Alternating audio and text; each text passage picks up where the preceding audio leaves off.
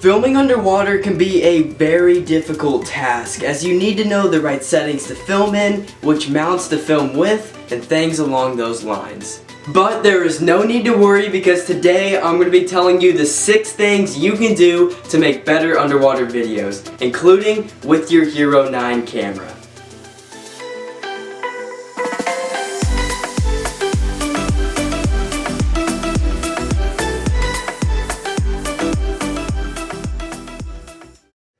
It's no secret at all that filming underwater can be a very difficult task. So the other day I decided to go through YouTube and look at underwater videos made by other creators.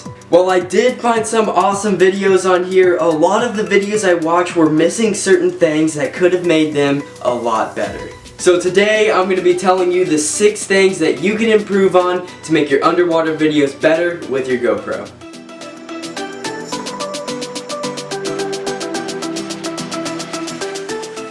Over all my years of making underwater videos, one thing I've learned is that video stabilization is the most important part of making these videos. I cannot tell you how many times I've seen a great underwater shot be ruined by how shaky the footage is. The main reason for shaky underwater video is because a lot of the time people aren't fully comfortable while in the water. They're too concerned with what they're filming instead of actually filming it.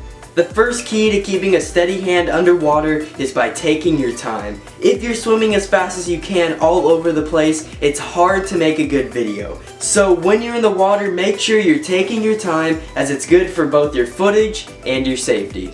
Another thing is what you're using to film. If you're just holding your GoPro in your hand, it's really hard to create a stable shot. Instead, use some sort of underwater accessory like a light tray or even a selfie stick. Filming stable underwater video is hard. You can even see it in my very first videos on my channel. All of the footage is very shaky, but over time I've learned to create really stable video.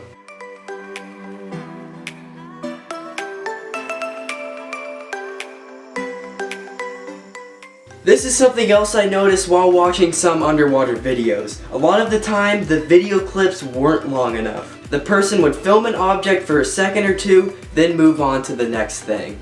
This is not what you want to do while filming underwater. In fact, you want to draw out your clips longer than you think you should. When you do this, it makes your video look so much more cinematic, while also giving you the ability to slow your video down while editing it. With underwater video, the slower the video is, the better it usually ends up being. I say this as both playback speed and video length. Now, I'm not saying that you need to get a 45-second shot of something like a coral head underwater, but that you need to make sure your video clips aren't too short. And this brings me right into my next point.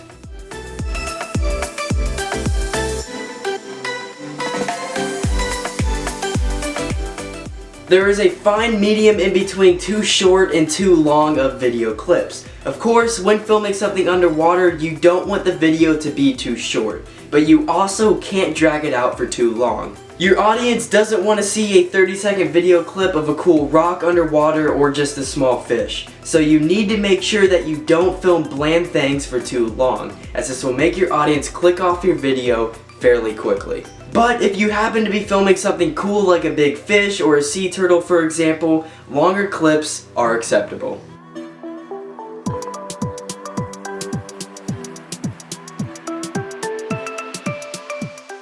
Another feature that goes great with underwater videos is some music. It doesn't matter if it's light background music or really loud music. It almost always goes good with underwater video.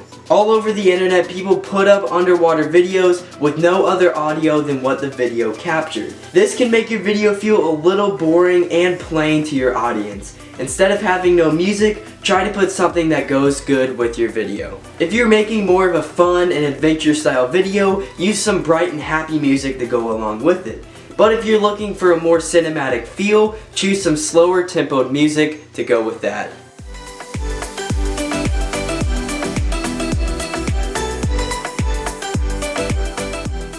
Using a good mounting system while underwater can make or break your video. There's been a lot of times where I've seen people just holding their GoPro in their hands, and as you can imagine, this usually makes your video look bad. There are tons of different mounting systems to use, including a light tray, buoy stick, selfie stick, and more. Personally, I'm almost always using a light tray while filming underwater. This is because it's best for creating a smooth and stabilized shot. You also can't go wrong with a buoy stick, although that's meant more for snorkeling than it is for diving. Another great one to use is the underwater selfie stick. This is overall the most used accessory for underwater video, as it allows for you to capture a very wide range of shots.